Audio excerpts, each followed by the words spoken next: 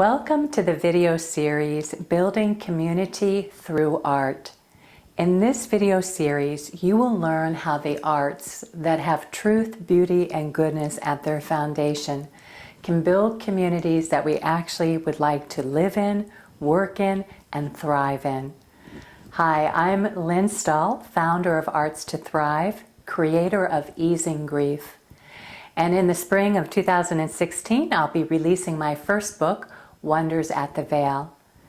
This is part one of the series when I will outline the 4 distinctions for the arts which build communities that we actually find desirable to live in. So please stay tuned.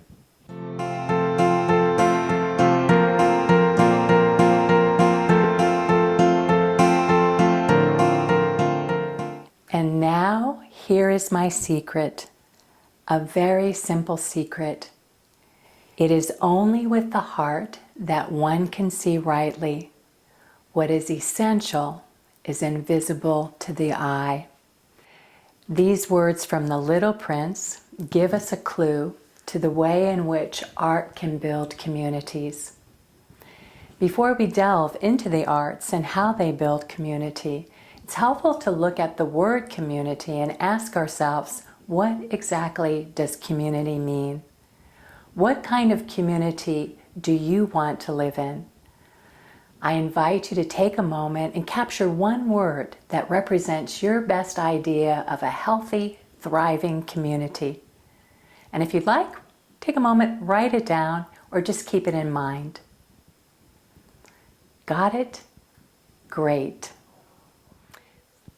How do communities consciously cultivate an environment that's economically sound and where each member of its community is accepted, respected, and inspired to contribute their unique capacities and individual excellence?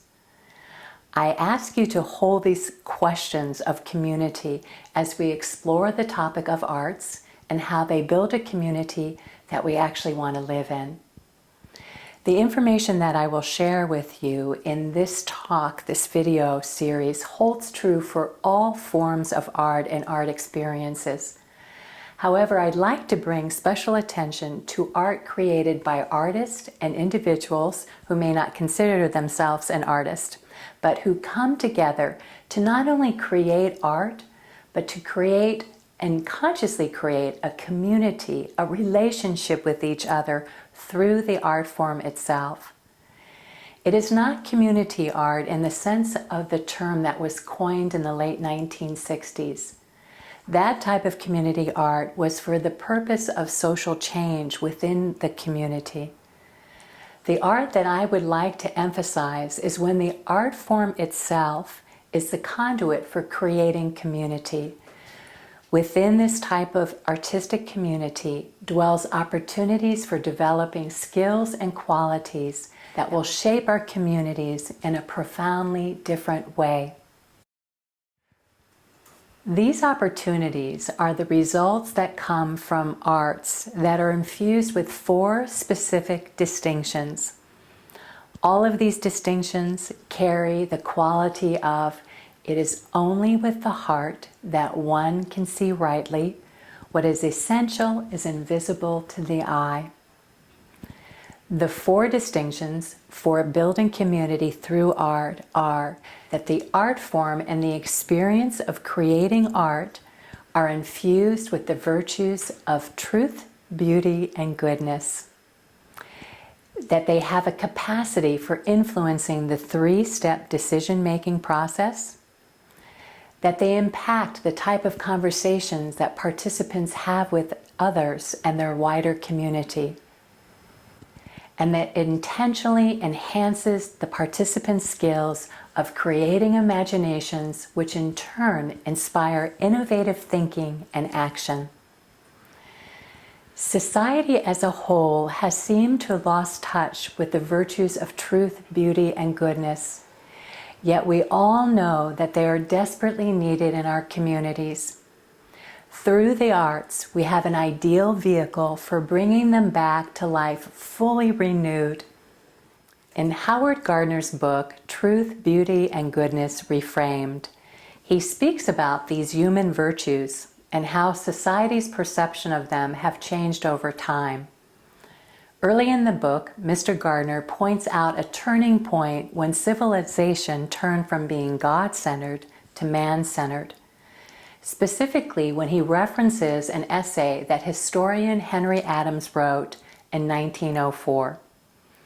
In this essay, Henry Adams expresses his personal response to being overwhelmed by the growth of materialism that he was witnessing around him. Today, many of us can relate to that feeling of being overwhelmed.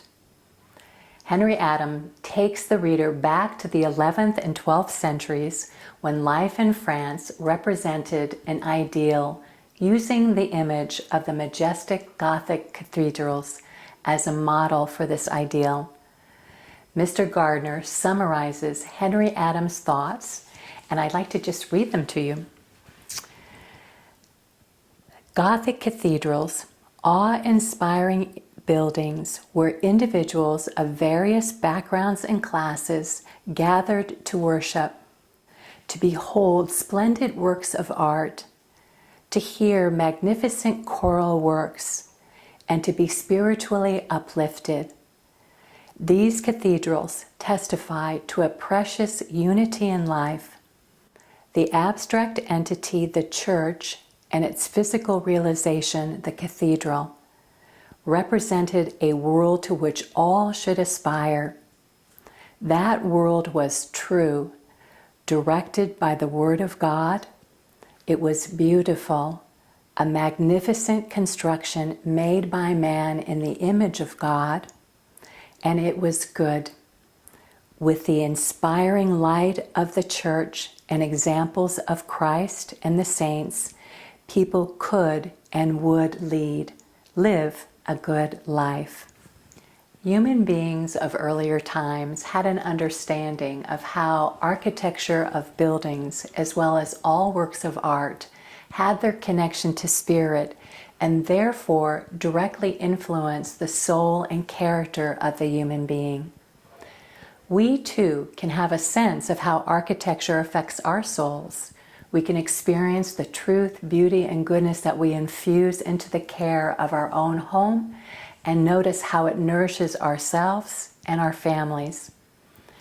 We can reclaim this ideal of what it is to be truly human, taking civilization to a higher level, to what human beings can aspire to when integrating virtuous ideals, truth, beauty, and goodness, with modern inventions and technology. Philosophical greats, including Plato, Aristotle, Thomas Aquinas, Schopenhauer, all in some way connected the arts to the virtues of truth, beauty, and goodness, and their relationship to a higher power, as well as modern artists also anchor the arts to a higher power, including the poet Mary Oliver, the painter Kandinsky, and the prolific film writer, director Ingmar Bergman. It's up to all of us to create the type of communities that we would like to live in, as well as the type of work environments that we'd like to work in. Thanks for watching, and if you like this video, then please give it a like and share it with a friend. Also, in the comment section below, I would love to know what the word community means to you. See you in part 2 of this video series, when I'll show you how to recognize if an art or an art experience is based on truth, beauty, and goodness, as well as what happens when we're disconnected from these virtues.